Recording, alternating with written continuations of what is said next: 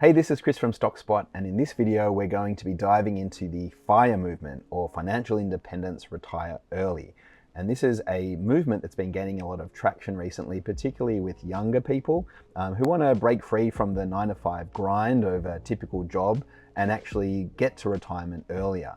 And so in this video, I'm going to be answering a question we often get from our Stockspot clients, which is how does the Stockspot investing philosophy align with the FIRE movement philosophy of saving for long-term retirement outcomes and for retiring early? So first of all, what is FIRE? So a quick summary I would say is that the FIRE movement is really about saving and investing aggressively as early as possible. And so you're able to generate passive income that you can live off at a much younger age than a typical retirement age. And it's really broken into two parts. The first is the financial independence part, which is about saving and investing to build up your asset base so that that asset base can generate enough income to live off. And the other side of it is retiring early, which is really about giving you the opportunity, if you want, to leave that 9-to-5 job and have more flexibility to do what you want earlier in life. And that would be my quick summary of what the FIRE movement really stands for. So what are the similarities and differences between our investing philosophy here at Stockspot and the FIRE movement? Well, first of all, on the similarities, and I think there are quite a few, the biggest one I would say is really the dedication to long-term investing and saving to build wealth in an automated fashion. So the FIRE movement is really about, putting aside whatever you can into your savings and investing bucket to grow that over the long run by dollar cost averaging. And we have a very similar approach for a lot of Stockspot clients where it's all about putting some savings away every month or every quarter or every week, whatever you can, to put into investment portfolio to build your wealth gradually over a long period of time. The second area that we really have a similar approach is in the importance of low fees. So I know a lot of people following the FIRE movement really focus on keeping your costs low, with the view that the more you can save in costs, the more you can end up in your own portfolio and asset base over time. And we certainly agree with that at Stockspot. All of the ETFs that we recommend to our clients are low-cost ETFs that have great long-term compounding potential without the erosion of high active management fees.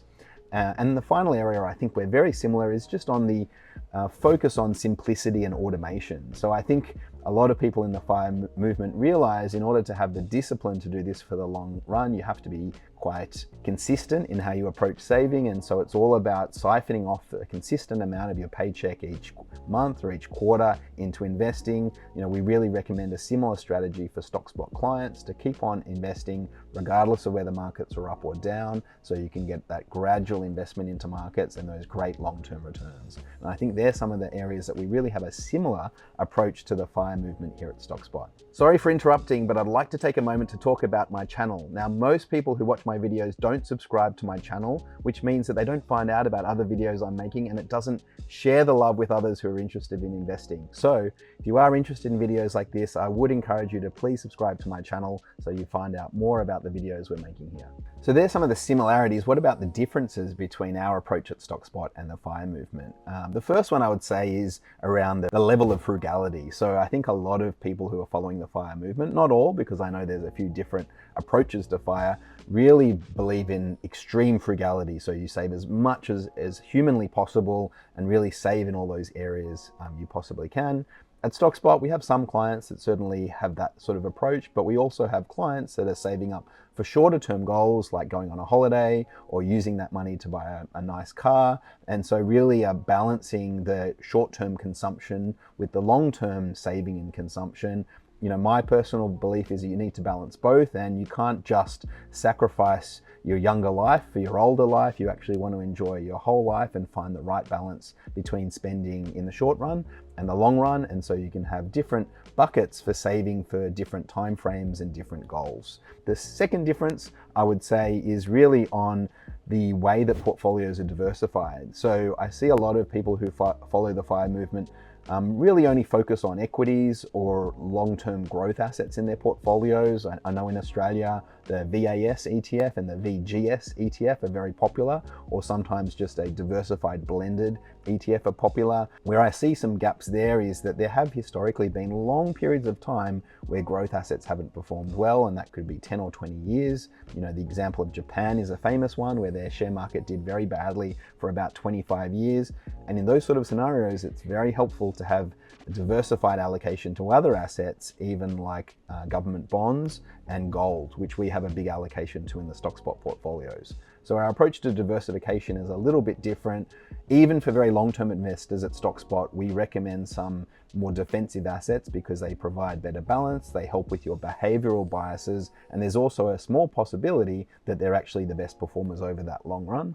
So that would be the second difference. And then the third difference I would say is really about fees. Although we both focus on low fees, Stockspot doesn't only pick the ETF with the lowest fees, and there's been examples where we haven't and they've performed very well. A good example is the Global 100 ETF, which is the one that we've chosen for our global developed market exposure.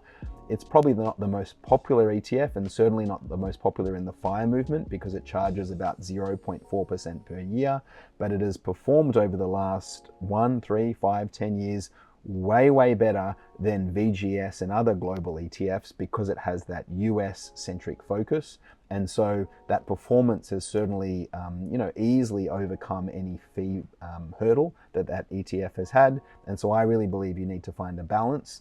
And while you can always go for the lowest cost product, it might not give you the best long-term outcome, and finding that middle ground is important rather than just looking for the ETF with the lowest costs. And so there'd be three areas that we differ slightly.